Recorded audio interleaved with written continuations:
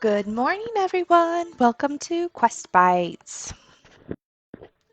I am just going to give everybody a few minutes here to join us so that we don't miss anyone.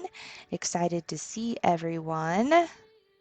If you're here, go ahead and send me a note in the comments. Have your parents help you so that you can tell me about what you're up to. Yeah?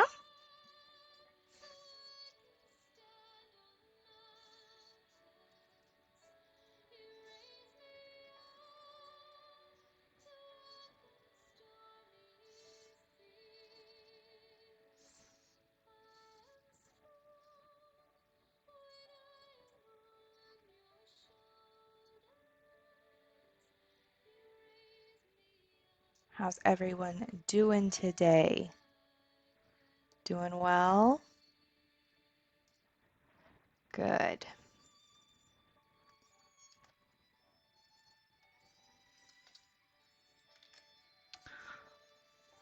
Okay.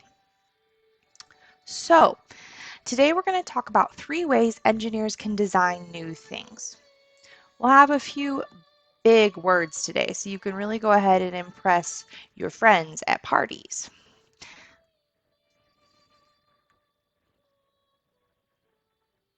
Our first big word is iterative. Iterative. It's a hard word to say. So, to understand it, we're going to do a little design challenge, okay? So, I want you to go ahead and draw 2 lines like you see here. See the orange line and the green line? I want you to go ahead and draw those on your paper. You got it? Good. Now I want you to draw a shape that connects those 2 lines. I'll give you a minute to do that.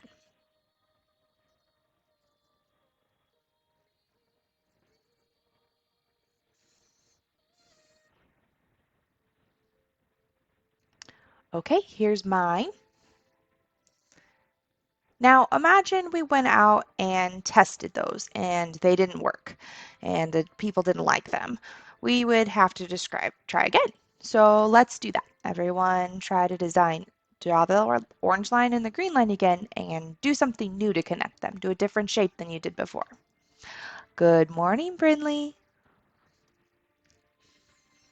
So take your orange line and your green line and draw something to connect these two.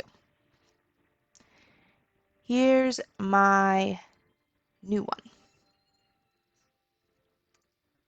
So when you're doing that and you have multiple designs over time to change it and make it better, that's called iterative design.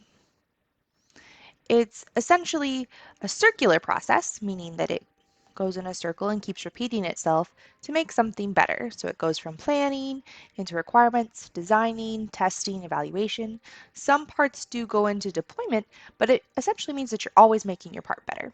Pretty cool, right? So iterative design can be a long process. The good news is computers are starting to help. Our next big word is topology. That's when a computer helps make your part better. So you go from this big blocky piece on a design to something that looks more like this. Pretty neat, huh? The shapes that look like this are referred to as being more organic. That just means they don't have perfect straight lines.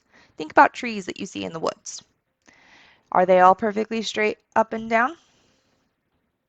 No, some of them have curves and slight angles.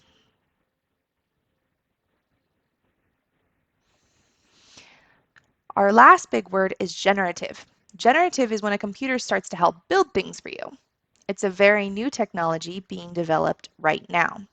So you can tell a computer roughly what you want and it'll help build the pieces you need. This means your parts are going to get more organic, like this shape. Kind of looks like coral, doesn't it? And they'll get less bulky, like this hammer that you see here. If it is a hammer, you can tell it has all the pieces, and it's just as strong, but it's not so heavy. Pretty cool, yeah? Something that made generative design difficult before was that a lot of people couldn't build the parts that computers were making because those organic shapes can be hard to make. 3D printers are here to help you print really funky objects. So that means you can get even crazier. See, this is how parts were designed a lot of the time before. This is called machining when machines are used to carve parts out of metal. And this one is called additive manufacturing. And that's when you 3D print something. You'll notice the lines are a lot smoother. These ones have a lot harder edges. So why is all this important? It means that engineers can now spend more time coming up with better ideas and less time working on the tiny details that they have to use to finish their products. So, back to our design challenge. Does everybody have a new orange line and a green line?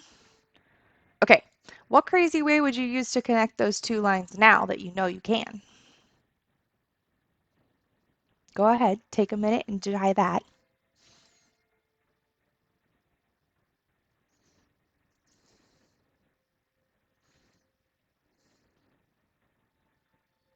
All right, here's a new way that I've tried it. Don't mind my crazy drawing. I'm not the best artist.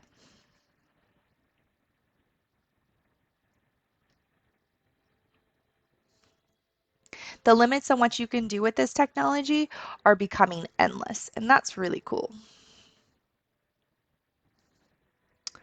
So, what is our new project?